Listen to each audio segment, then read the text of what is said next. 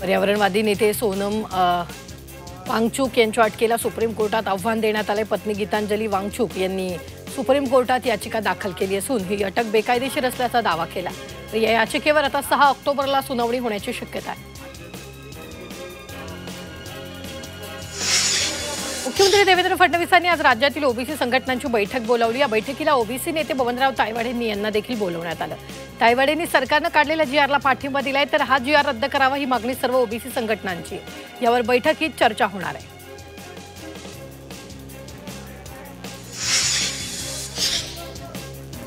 केंद्रीय गृहमंत्री अमित शहा शिर्डीत मुक्कामी आहेत। उद्याच्या दौऱ्याच्या पार्श्वभूमीवर अमित शहा रात्री 10 वाजता शिर्डीत दाखल होतील। त्या अनुषंगाने अहिल्यानगर भाजपकडून शहांच्या स्वागताची जय्यत तयारी करण्यात आली। अनिल परब आज दुपारी 12 वाजता पत्रकार परिषद घेणार आहेत। रामदास कदम यांनी केलेल्या आरोपांना ते प्रत्युत्तर देणार आहेत। बाळासाहेब ठाकरे यांच्या पार्थिवाला 2 दिवस मातोश्रीमध्ये ठेवून त्यांच्या हाताचे ठसे घेतल्याचा आरोप रामदास कदम यांनी केला होता। त्यावर आज ठाकरेंच्या शिवसेनेचे नेते अनिल परब स्पष्टीकरण देणार आहेत।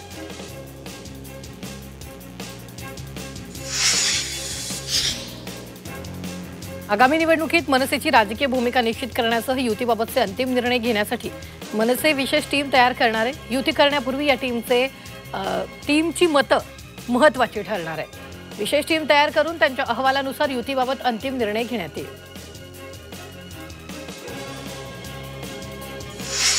राज्य सरकारने आयात निर्यात व्यवसायातील पारंपरिक कागदी बॉन्ड बंद करून त्याऐवजी ई बॉन्ड प्रणाली सुरू करण्याचा निर्णय घेतलाय। त्यामुळे कागदी स्वरूपातील स्टॅम्प पेपर आजपासून बंद झालेत। या निर्णयामुळे कागदांची मोठ्या प्रमाणात बचत होईल, तसंच पर्यावरणाचंही रक्षण होईल। 11वीच्या ऑनलाईन प्रवेशासाठी 4 ते 6 ऑक्टोबर दरम्यान अंतिम विशेष फेरी घेण्यात येईल। पूर परिस्थिती निर्माण झाल्यानं विद्यार्थ्यांना 11वीच्या प्रवेशाची शेवटची संधी देण्याचा निर्णय घेण्यात आला। त्यानुसार 4 ते 6 ऑक्टोबर दरम्यान 11वीच्या प्रवेशाची अंतिम फेरी होणार।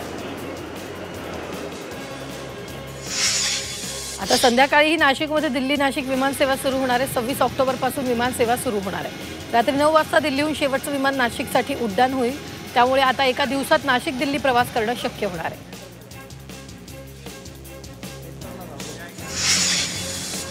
पुणे छत्रपती संभाजीनगर विमानतळाचं नामविस्तार होणार आहे। पुणे विमानतळाला संत तुकारामांचं नाव आणि छत्रपती संभाजीनगर विमानतळाला छत्रपती संभाजी महाराजांचं नाव देण्याचा प्रस्ताव केंद्र सरकारकडे पाठवण्यात आला। या नामविस्तारांना केंद्राकडून लवकरच मान्यता मिळेल असं मुख्यमंत्री देवेंद्र फडणवीस यांनी म्हटलं। अखिल भारतीय साहित्य संमेलनाच्या अध्यक्ष डॉक्टर तारा भवाळकर यांचा सन्मान करण्यात आला। आभाळमाया फाउंडेशन आणि सांगली जिल्ह्यातील विविध सामाजिक संघटनांच्या वतीने जीवनगौरव पुरस्कार आणि नागरी सत्कारानं सन्मान करण्यात आला।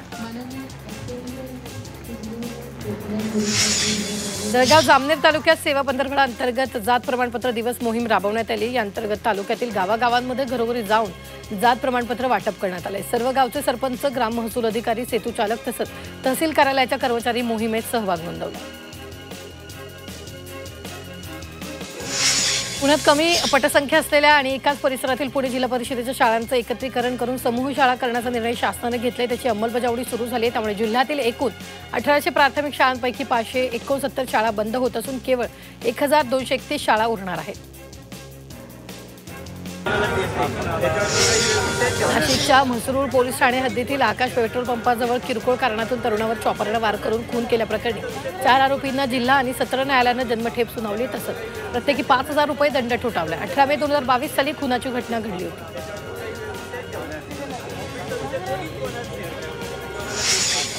यंदा पावसानं झोडपल्यानं झेंडूचं उत्पादन कमी झाले, त्यामुळे दसऱ्यासाठी बाजारपेठेत फुलांना चांगला दर मिळेल अशी अपेक्षा होती। मात्र दसऱ्यासाठी राखून ठेवलेल्या झेंडूची बाहेरच्या जिल्ह्यातून बाजारात आवक वाढल्यामुळे दर कोसळलेत। परिणामी झेंडू रस्त्यावर टाकून जाण्याची वेळ आली आहे। नाशिक महापालिका निवडणुकीची अंतिम प्रभाग रचना सोमवारी प्रसिद्ध होणार आहे। अंतिम प्रभाग रचना जाहीर होताच खऱ्या अर्थानं मनपा निवडणुकीची रणधुमाळी सुरू होणार आहे। प्रभाग रचना जाहीर झाल्यानंतर दिवाळीनंतर महापालिकेच्या निवडणुकीचा कार्यक्रम जाहीर होण्याची शक्यता आहे।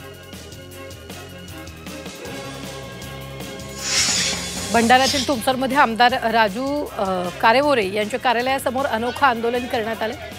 परसवाडा ग्रामपंचायतीचे उपसरपंच पवन खवास यांनी हलगी वाजवत दवंडी देत आंदोलन केलं। भंडारा तुमसर बालाघाट या महामार्गावर मोठ्या प्रमाणात खड्डे पडले, त्यामुळे हे खड्डे बुजवण्याच्या मागणीसाठी हे आंदोलन करण्यात आलं। मुंबईतील बेकायदेशीर होर्डिंग विरोधात उच्च न्यायालयानं कारवाईचा बडगा उगारला। बेकायदेशीर होर्डिंगच्या तक्रारी वेळेत सोडवा, अन्यथा विभागीय चौकशी करणार अशी तंबी उच्च न्यायालयानं अधिकाऱ्यांना दिली।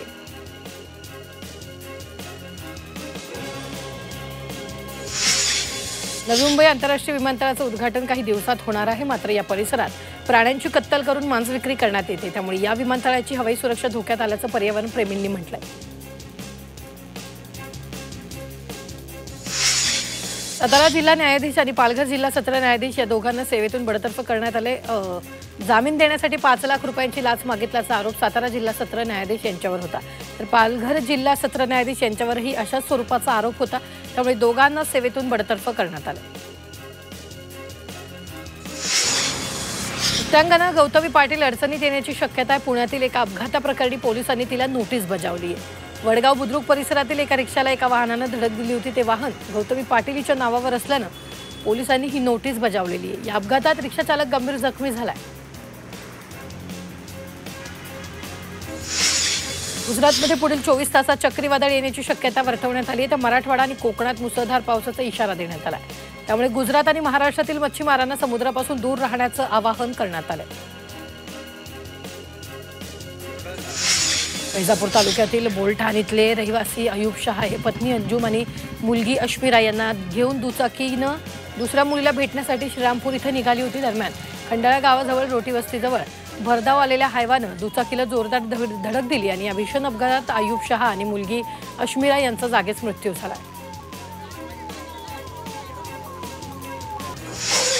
नाशिकच्या येवल्यात एका दुचाकीला अज्ञात वाहनानं धडक दिल्यानं भीषण अपघात झाला। या अपघातात दुचाकी चालकाचा मृत्यू झाला।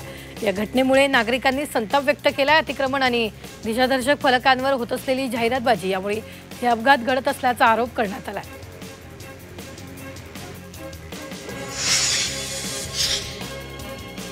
राज्यभरात 6 ते 8 ऑक्टोबर दरम्यान पावसाची शक्यता वर्तवण्यात आली। ठिकठिकाणी हलक्या ते मध्यम स्वरूपाच्या पावसाची शक्यता वर्तवण्यात आली आहे।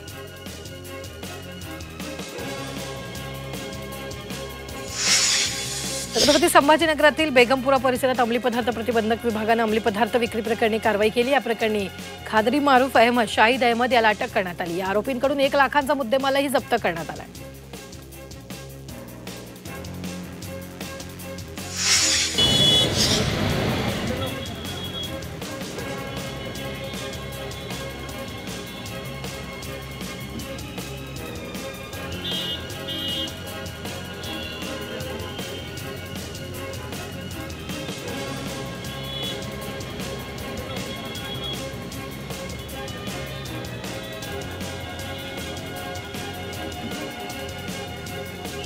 मुंबई उच्च न्यायालयाच्या औरंगाबाद खंडपीठात मराठवाडा अनुशेष निर्मूलन आणि विकास मंचचे अध्यक्ष यांनी याचिका दाखल केली आहे। मराठवाड्यासह राज्यात महापुरामुळे शेती, जनावरं, खरीप पिकं, फळबागा यांचं प्रचंड नुकसान झालंय, त्यामुळे नैसर्गिक आपत्ती जाहीर करावी अशी मागणी याचिकेत करण्यात आली आहे।